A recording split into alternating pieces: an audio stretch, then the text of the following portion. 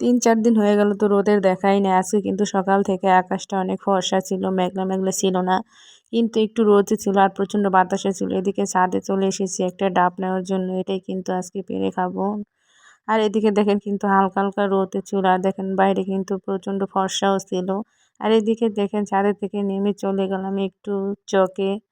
এদিকে দেখেন প্রচুর পরিমাণ কিন্তু ধনেপাতা হয়েছে। এগুলো থেকে কিছু ধনেপাতা নিয়ে যাব বাড়িতে।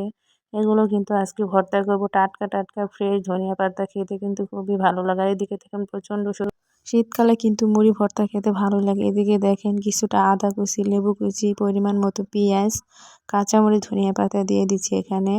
তারপর ভালো করে মাখিয়ে চানাচুর দিব। এখানে যদি টমেটো আর শসা থাকতো খেতে কিন্তু আরও মজা হতো। আর এদিকে দেখেন চানাচুর দিয়ে ভালো করে মাখিয়ে তারপর কিন্তু মুড়িগুলো দিয়ে দিব। আর এই তো দেখেন এখানে চানাচুরটা ভালো করে মেখে তারপর সরিষার তেল দিব। সরিষার তেল দিয়ে তারপর কিন্তু মুড়িটা মাখিয়ে নিব। আর অল্প করে মাখাবো। মুড়ি অল্প করে মাখলে কিন্তু খেতে মজা হয়। আর একটু ঝাল, ঝাল বেশি করে মুড়ি ভর্তা কিন্তু খেতে ভালো